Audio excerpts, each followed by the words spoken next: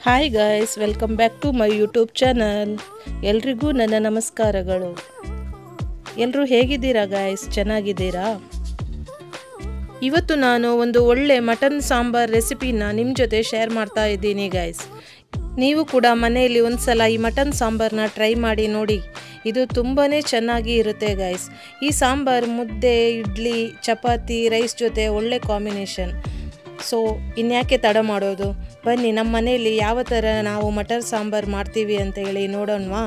Let's start. ಮೊದಲಿಗೆ ಇಲ್ಲಿ ಒಂದು ಅರ್ಧ ಕೊಬ್ಬರಿನ ಸಣ್ಣ ಸಣ್ಣ ಕಟ್ ಮಾಡಿ ತಗೊಂಡಿದ್ದೀನಿ. ಇದು ಒಣ ಕೊಬ್ಬರಿ. ಈ ಮಟನ್ ಸಾಂಬಾರಿಗೆ ಒಣ ಕೊಬ್ಬರಿನ ಯೂಸ್ ಮಾಡಿದರೆ ತುಂಬಾ ಚೆನ್ನಾಗಿರುತ್ತೆ ಸಾಂಬಾರು. ಆಮೇಲೆ ಒಂದು ಟೊಮೆಟೊ, 4 ಮೆಣಸಿನ್ಕಾಯಿ, ಒಂದು ಅರ್ಧ ಕಪ್ ಕೊತ್ತಂಬರಿ ಸೊಪ್ಪು, ಅರ್ಧ ಕಪ್ ಪುದೀನ ಸೊಪ್ಪು, ಸ್ವಲ್ಪ ಗಸಗಸೆ, ಇವೆಲ್ಲನೂ ಒಂದು 5 ನಿಮಿಷ ಫ್ರೈ ಮಾಡಿ ತಗೊಂಡಿದ್ದೀನಿ ಗೈಸ್.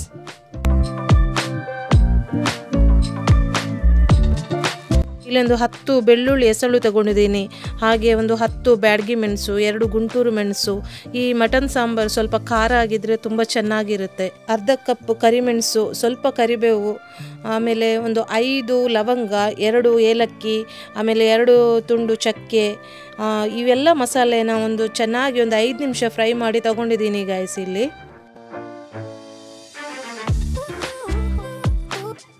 ಈ ಫ್ರೈ ಮಾಡಿ ಇಟ್ಕೊಂಡಿರುವಂಥ ಎಲ್ಲ ಪದಾರ್ಥಗಳನ್ನು ನೈಸಾಗಿ ಗ್ರೈಂಡ್ ಮಾಡಿ ತರಬೇಕು.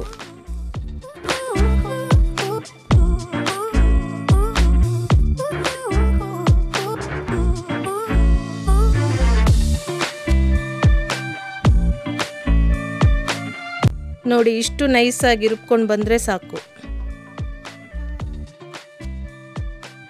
ಇಲ್ಲಿ ನಾನು ಅರ್ಧ kg ಮಟನ್ ತೊಗೊಂಡಿದ್ದೀನಿ. ಇದಕ್ಕೆ 1/4 ಟೀ ಸ್ಪೂನ್ ಅರಿಶಿನ, ಅರ್ಧ ಟೀ ಸ್ಪೂನ್ ಶುಂಠಿ ಪೇಸ್ಟ್, ಹಾಗೆ ಅರ್ಧ tea spoon chilli powder, 1 tea spoon ಉಪ್ಪು, ಇವೆಲ್ಲನ ಹಾಕಿ ಒಂದು ಅರ್ಧ ಗಂಟೆ ಮ್ಯಾರಿನೇಟ್ ಮಾಡಿಟ್ಟಿದ್ದೀನಿ. ಹೀಗೆ ಮಾಡೋದ್ರಿಂದ ಉಪ್ಪು ಖಾರ ಚೆನ್ನಾಗಿ ಎಳ್ಕೊಳ್ಳುತ್ತೆ ಮಟನ್. ನಂತರ ಕುಕ್ಕರಿಗೆ 2 ಸ್ಪೂನ್ ಅಡುಗೆ ಎಣ್ಣೆ, 1 ಸ್ಪೂನ್ ತುಪ್ಪ ಹಾಕಿ ಅದು ಬಿಸಿ ಆದಮೇಲೆ ಒಂದು ಅರ್ಧ ಸ್ಪೂನು ಸೋಂಪು ಕಾಳು, ಹಾಗೆ ಚಕ್ಕೆ, ಲವಂಗ, ಪಲಾವ್ ಎಲೆ ಒಂದು 2 ಸಾಕು. ಇದೆಲ್ಲ ಹಾಕಿ ಒಂದು 2 ನಿಮಿಷ ಚೆನ್ನಾಗಿ ಫ್ರೈ ಮಾಡಬೇಕು. ಇದೆಲ್ಲ ಫ್ರೈ ಆದಮೇಲೆ ಒಂದೂವರೆ ನೀರುಳ್ಳಿ, ಅದರ ಜೊತೆ ಸ್ವಲ್ಪ ಕರಿಬೇವು ಸೊಪ್ಪು ಹಾಕಿ, ಈ ನೀರುಳ್ಳಿ ಇದೆಯಲ್ಲ ಇದು ಸ್ವಲ್ಪ ಗೋಲ್ಡನ್ ಕಲರ್ ಬರೋ ತನಕ ಚೆನ್ನಾಗಿ ಫ್ರೈ ಮಾಡಬೇಕು. ಇವಾಗ ನೀರುಳ್ಳಿ ಚೆನ್ನಾಗಿ ಫ್ರೈ ಆಗಿದೆ. ಇವಾಗ ನಾವು ಇದಕ್ಕೆ ಮ್ಯಾರಿನೇಟ್ ಮಾಡಿ ಇಟ್ಕೊಂಡಿರೋ ಮಟನ್ನ ಆ್ಯಡ್ ಮಾಡಬೇಕು. ಈ ಮಟನ್ನ ಒಂದು 10 ನಿಮಿಷ ಚೆನ್ನಾಗಿ ಫ್ರೈ ಮಾಡಬೇಕು.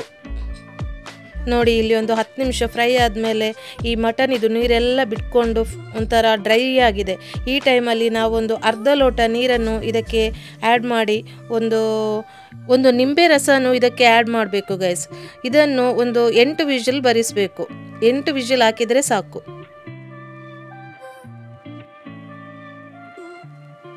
ಇವಾಗ ಬಿಸಿಯೆಲ್ಲ ಆರಿದ ಮೇಲೆ ಕುಕ್ಕರ್ ಲಿಡ್ನ ಓಪನ್ ಮಾಡಿ ಒಮ್ಮೆ ಮಟನ್ ಸರಿಯಾಗಿ ಬೆಂದಿದೆಯಾ ಅಂತೇಳಿ ಕನ್ಫರ್ಮ್ ಮಾಡಬೇಕು. ಈ ಟೈಮಲ್ಲಿ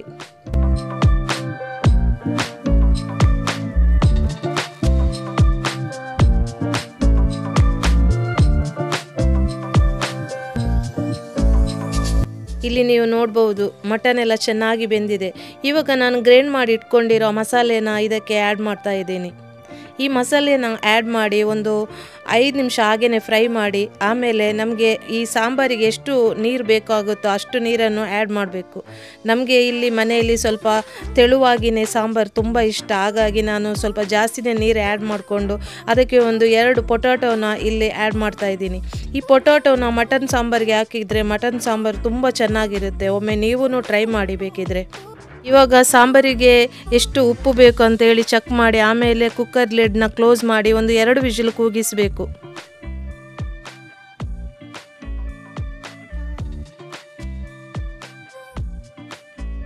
ನಂತರ ಬಿಸಿಯೆಲ್ಲ ಆರಿದ ಮೇಲೆ ಇವಾಗ ನಾನು ಕುಕ್ಕರ್ ಲಿಡ್ನ ಓಪನ್ ಮಾಡ್ತಾ ಇದ್ದೀನಿ ಗೈಸ್. ನೋಡಿ, ವಾವ್, ಮಟನ್ ಸಾಂಬಾರು ಎಷ್ಟು ಚೆನ್ನಾಗಿ ಬಂದಿದೆ ನೋಡಿ. ಎಲ್ಲ ಚೆನ್ನಾಗಿ ಬೆಂದಿದೆ.